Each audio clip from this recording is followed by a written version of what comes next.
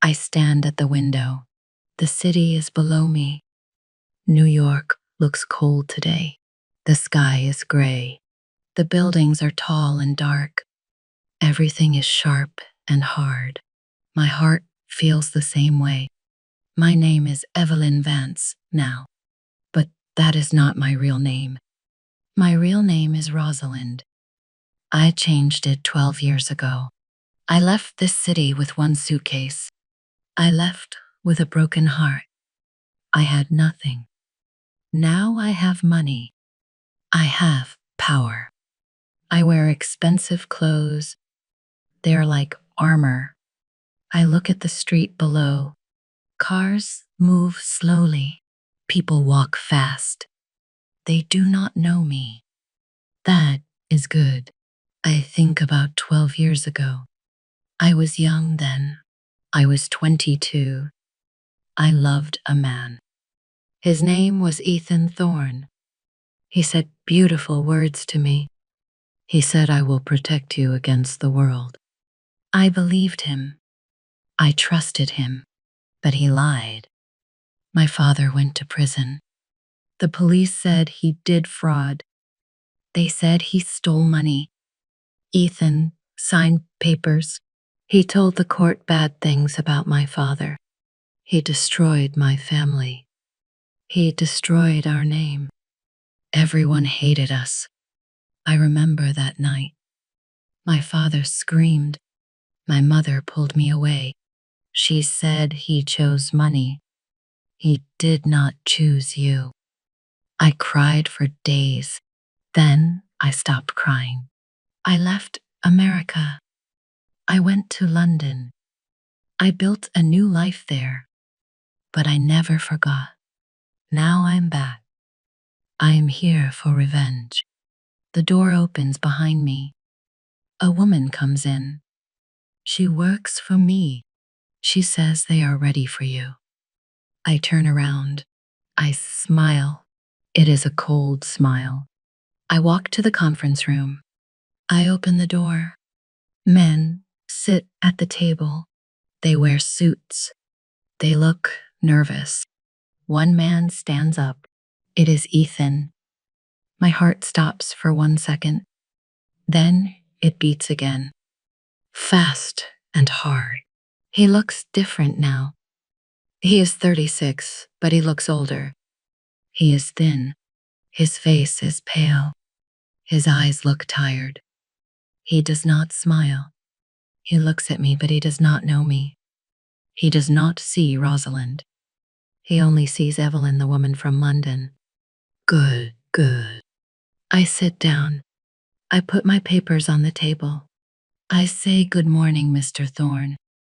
My voice is calm. It is cold. I practiced this voice for years. He says, "Good morning, Miss Vance. Thank you for coming." His voice sounds weak. I know his company is failing. I made it fail. For 6 months, I worked in secret.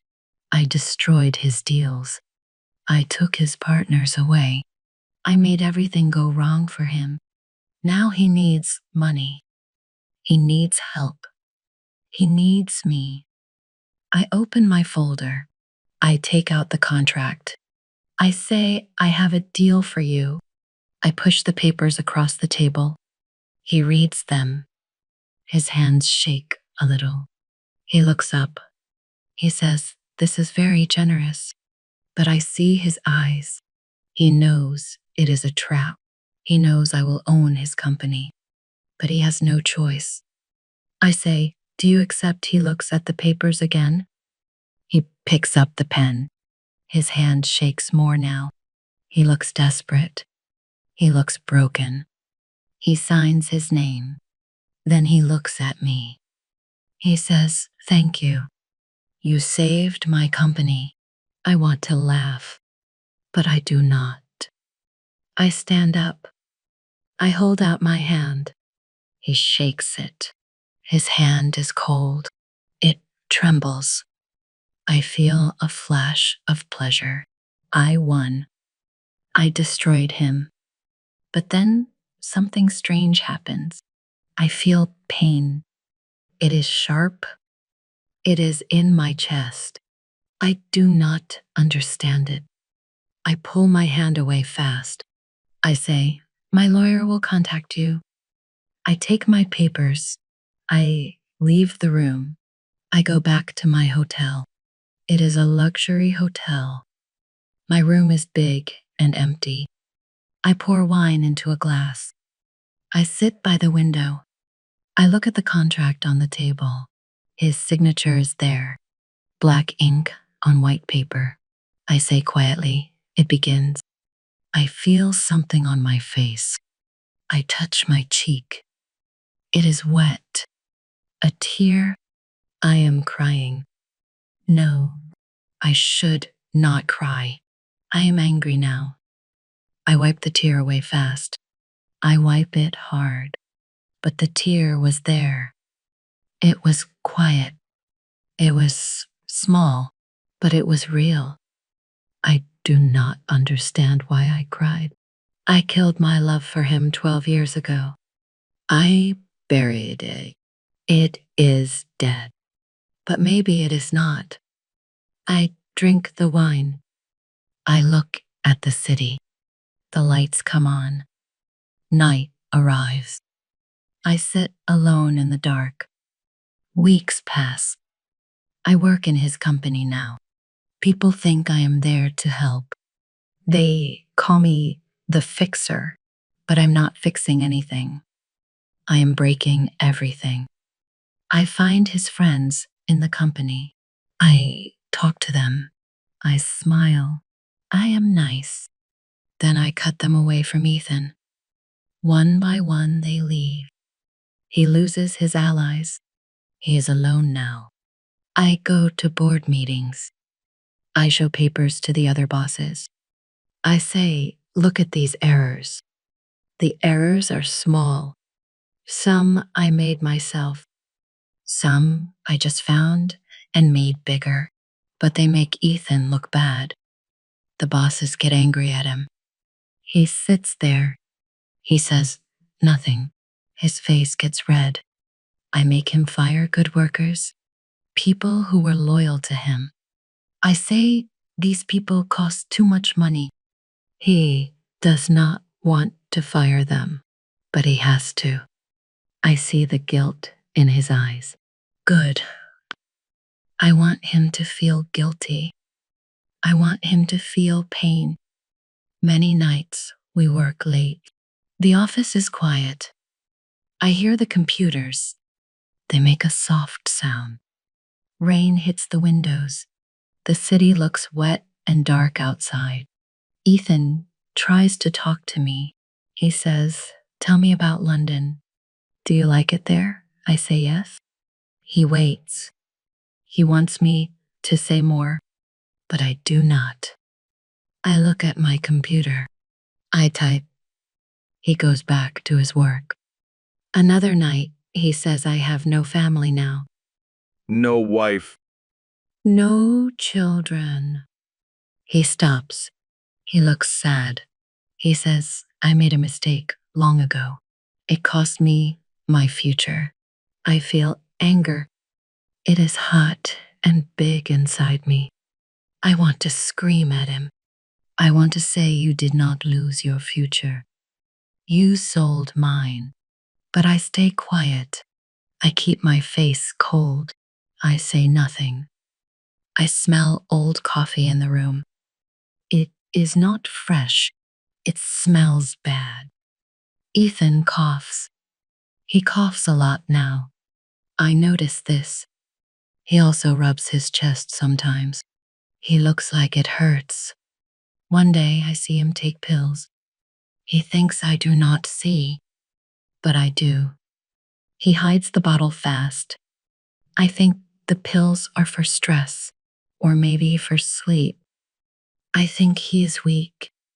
He cannot handle pressure.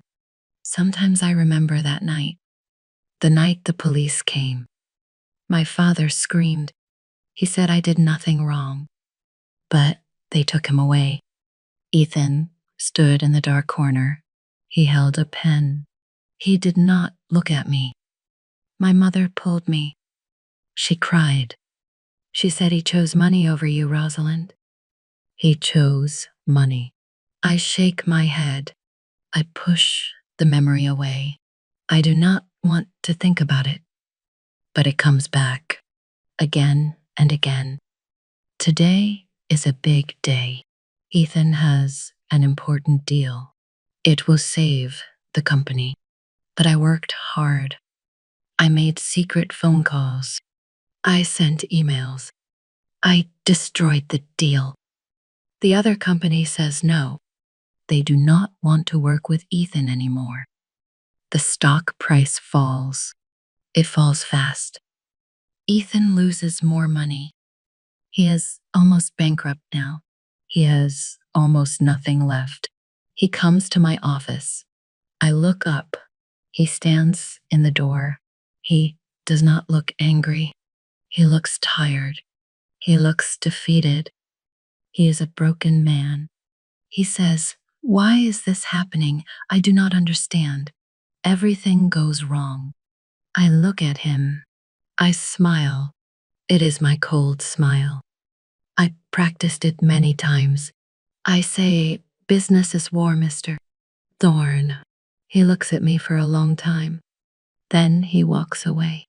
His shoulders are low. He walks slowly. He looks small. I won again, but I do not feel happy. I feel empty.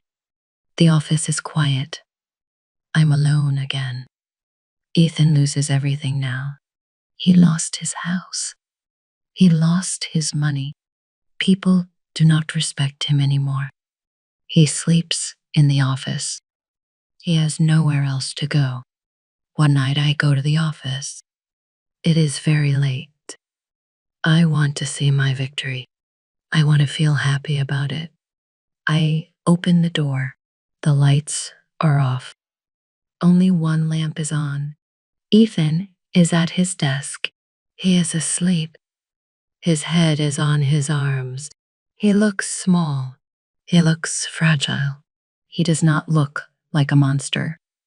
He looks like a boy. I walk closer. I hear him talk in his sleep. His voice is soft. He says, "Rosalind, I am sorry." "Rosalind." I stop. I cannot move. He said my name. My real name. How does he know my heart beats fast? My hands shake. I feel something break inside me. I walk to him. I shake his shoulder. I shake it hard. I say, "Go home, Ethan." He wakes up. His eyes open slowly. They look confused. He looks at me. He says, "I do not have a home anymore." His words hurt me. I do not know why. I should feel happy, but I do not. I feel something else. Something I do not want to feel. I do a strange thing. I take out my phone. I order food. I do not know why I do this. It is a moment of weakness. The food comes. We sit in the empty office. We eat. It is quiet. The city lights shine through the window. For a moment, everything feels different. We talk about small things. We talk about art. We talk about the skyline. It feels like the old days. 12 years ago, when we were young, when we were happy. Ethan looks at me. He looks at me in a deep way. He says, "You remind me of someone. Someone I loved more than life." My heart hurts, but I make it hard again. I say, "And where is she now?" He looks down. He looks sad. He says, "I sent her away to save her." Or so I thought. I destroyed us both. I do not understand his words. Save me. He destroyed me. He did not save me. I stand up. I say goodnight, Mr. Thorne. I leave fast. I go back to my hotel. I lie in bed, but I cannot sleep. My mind is full of thoughts. I still hate him. The hate is still there. But now there's confusion too. Why does he look so sad? Why does he not fight me? Why does he say my name in his sleep? I cry again. The tears come. This time I do not wipe them away fast. I let them fall. I look at the ceiling. I think about revenge. Is it enough? Will it make me happy? I do not know the answer. Morning comes. I get up. I put on my armor again, my expensive clothes, my cold face. Today is the final day. I have documents. They show that Ethan is incompetent. They show he is a bad boss. I will take the whole company. I will kick him out. He will have nothing. I put the documents in my bag. I am ready. My phone rings. It is someone from the office. The voice says, "Miss Vance, something happened. Mr. Thorne collapsed in a meeting. He is in the hospital." The phone falls from my hand. My legs feel weak. I sit down. My heart beats very fast. The hospital. Ethan is in the hospital. I grab my coat. I run to the door. I go to the hospital. I tell myself I go for business. I need his signature. That is all. I do not care about him, but my hands shake. My heart beats fast. I find his room. I open the door. Ethan is in the bed. Machines are around him. Wires go to his body. He looks very small. He looks weak. I walk closer. I stand by the bed. His eyes open. He sees me. He smiles. It is a real smile. He says, "Evelyn," or should I say, "Rosalind," my blood goes cold. I cannot speak. He knew. He knew my real name. I say, "You knew," he nods. He says, "Your eyes." I knew them right away. "I let you do it, Rosalind. I let you take it all. It is the only way I could pay you back." Something breaks inside me. All my control goes away. I scream at him. I say, "You betrayed me. You sent my father to prison. He is still there. I was alone for 12 years. 12 years, Ethan tears fall down my face. I say, "You promised to protect me. You said you would protect me against the world, but you signed the papers. You destroyed us." Ethan looks at me. His face is sad. His voice is weak. He says, "I signed because your mother told me something. She said the police had evidence against you. She said it was planted. False evidence. She said if I did not testify against your father, you would go to prison too." I stop. I cannot breathe. I say what he says. "Your mother said your father was guilty. He did steal money, but she said they wanted to blame you too. She said if I testified and took some blame, you could go free. You could go to London. You could be safe." I shake my head. I say no. My mother said you sold me out. She said you took shares in the company. She said you chose money over me. Ethan closes his eyes. He says, "I never took money. Not 1 cent. I lived in hell, Rosalind. I wrote to you every week. For 12 years, I sent letters. I said I was sorry. I begged you to forgive me. I cannot believe this." I say, "I never got letters. You are lying." He opens his eyes. He looks at the corner. He says, "My briefcase. The bottom pocket. There's a key. Is for my safety deposit box at the bank. Go there.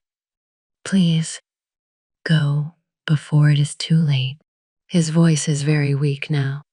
The machines beep slowly. I look at the briefcase. I walk to it. My hands shake. I open the bottom pocket. I find a small key. I look back at Ethan. He closes his eyes again. He says, "Go, please." I take the key. I run out of the room. I run down the hall. I need to know the truth. I need to see what is in that box. I go to the bank. My mind feels strange. I cannot think clearly. Everything is confused. I show the key to a woman at the desk.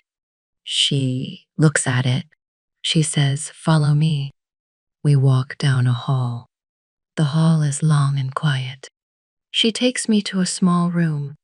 She brings a metal box. She puts it on the table. She says, "Take your time." Then she leaves. I am alone. I look at the box. My hands shake. I open it slowly. There's no money inside. No gold. No diamonds. No stolen things. There are letters. So many letters. Hundreds of them. They fill the whole box. They are in stacks. Each stack is tied with string. The envelopes are old. Some are yellow. Some are white. I pick up one envelope. I look at it. There is a stamp on it. The stamp says "Return to sender." I pick up another envelope. The same stamp. "Return to sender." Every letter has this stamp. Every single one. He sent them. Ethan sent all these letters to me. But they all came back. Someone sent them back to him. Someone did not want me to read them. Someone did not want me to know. I see a paper under the letters. It is not in an envelope. It is a legal document. I pick it up. I read it. It is dated 12 years ago, the month I left for London. Ethan signed it. I see his signature at the bottom. The document says he gave all his inheritance to my mother. All his money. All his property. Everything he had. The paper says the reason. It says in exchange for Rosalind Vance's safety and freedom. My mother took all his money. She made him give it to her. She told me he betrayed me for money. But she was the one who took the money. She lied to me. For 12 years, she lied. My mother died 2 years ago. She lived in a big house. She had nice things. She had money. I thought it was from my father's business, but it was not. It was Ethan's money. She took it all. I sit down. I feel sick. I open the first letter. My hands shake so much I can barely hold the paper. I read the words. My dear Rosalind, I hope you are safe in London. I hope you are happy. I hate myself for what I did. I hate myself every day. But I love you enough to let you hate me. Please be well. Please be safe. That is all I want. Love, Ethan. I open another letter. This one is from 3 years later. Rosalind, I still write to you. I do not know if you read these letters. I do not know if you burn them. But I keep writing. I cannot stop. You are still in my heart. You will always be in my heart. I open another letter. It is from 5 years ago. I saw a woman today who looked like you. She had your hair, your walk. My heart stopped. I ran after her. But it was not you. I went home and cried. I almost died from the pain. I miss you so much. Tears fall on the paper. I cannot stop them. I open more letters. I read them fast. My heart breaks with each one. One letter says, I have no life without you. I go to work. I come home. I am empty. I am a shell. You were my everything. Another letter says people ask me why I never married. I tell them I am busy with work. But the truth is simple. I already gave my heart away. I gave it to you. I cannot get it back. I find a letter from 2 years ago. I read it. I am sick, Rosalind. The doctor says it is my heart. He says I need treatment. He says I waited too long. It is funny. My heart broke 10 years ago when you left. Now the body is just catching up. Maybe this is good. Maybe I can finally rest. I fall to my knees. The letters fall around me. They cover the floor like snow. White envelopes everywhere. Hundreds of them. 12 years of love. 12 years of pain. All returned. All unread. Until now. I understand everything now. My mother was the villain. She wanted money. She hated Ethan because he came from a poor family. She thought he was not good enough for me. When my father got in trouble, she saw a chance. She used Ethan's love for me. She told him I would go to prison. She told him the only way to save me was to testify and give her all his money. She blackmailed him with love. Then she told me Ethan betrayed me for money. She made me hate him. She kept his letters from me. She sent them all back. She wanted to keep us apart forever. Ethan was not the villain. He was never the villain. He was the sacrifice. He gave up his reputation. He gave up his love. He gave up his money. He gave up his future. He did it all to save me, to protect me, to keep me out of prison. And what did I do? I came back after 12 years. I destroyed his company. I took everything from him. I made him suffer. I ruined his last days on earth. I destroyed the only person who ever truly loved me. He knew it was me. He recognized my eyes. But he let me do it. He did not stop me. He did not fight back. Because he thought he deserved my revenge. He thought the pain I gave him was fair payment for the pain he caused me. But he did not cause my pain. My mother did. And she is dead now. I cannot make her pay. I cannot scream at her. I cannot hurt her. She is gone. The only person left is Ethan. And he is dying. Because of me. Because of the stress I caused. Because I broke his heart again. I gather the letters. I hold them to my chest. I stand up. I run out of the bank. It is raining outside.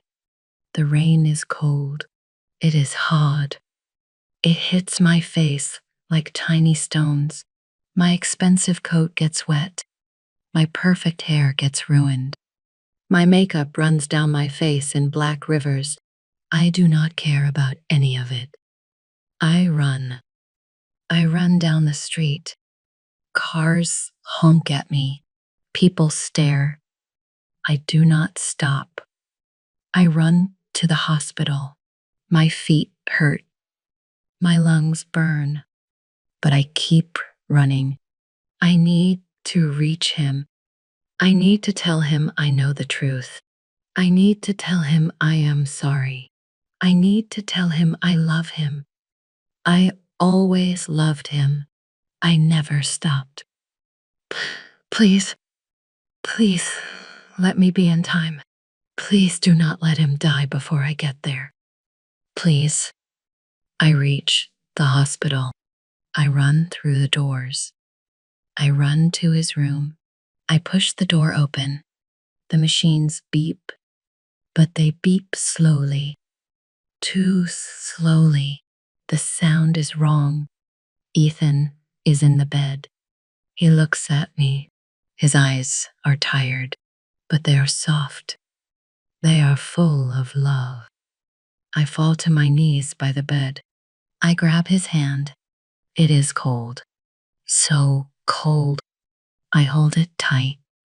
I try to warm it with my hands. I say I read them.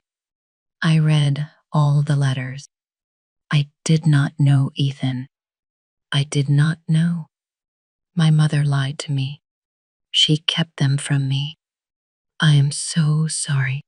I am so sorry. I cry. The tears fall and fall.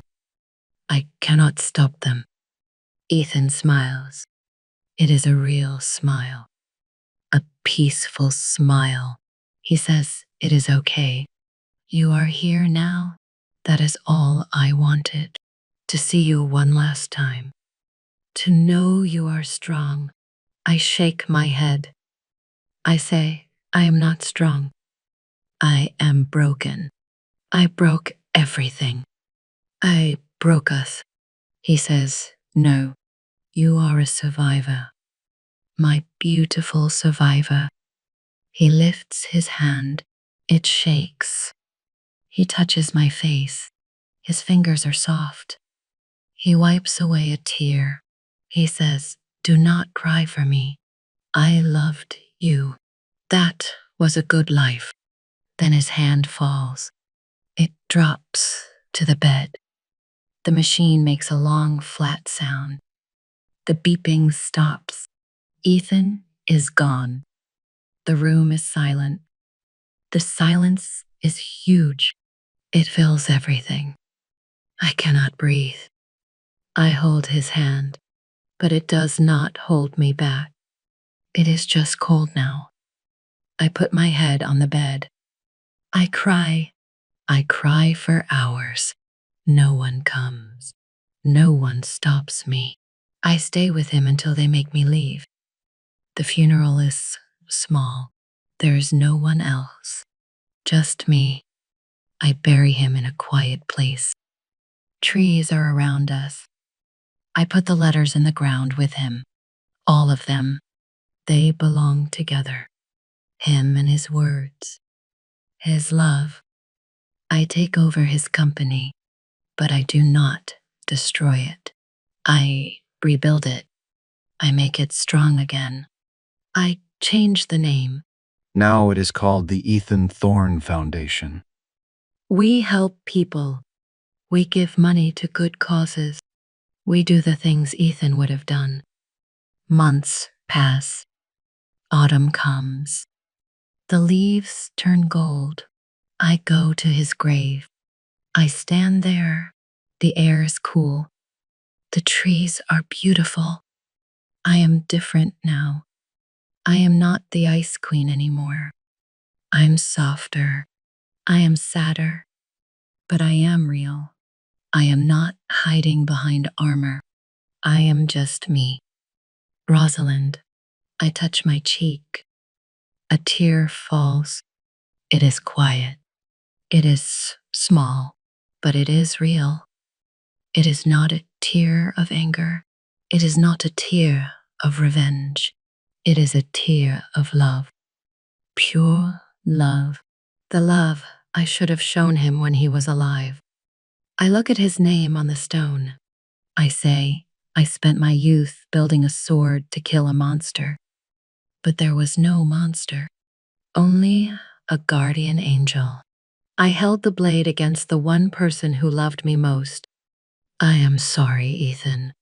I will live for both of us now. I promise. The wind blows. The leaves fall.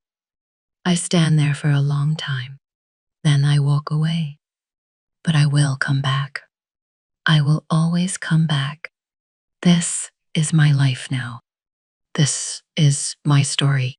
The story of a quiet tear.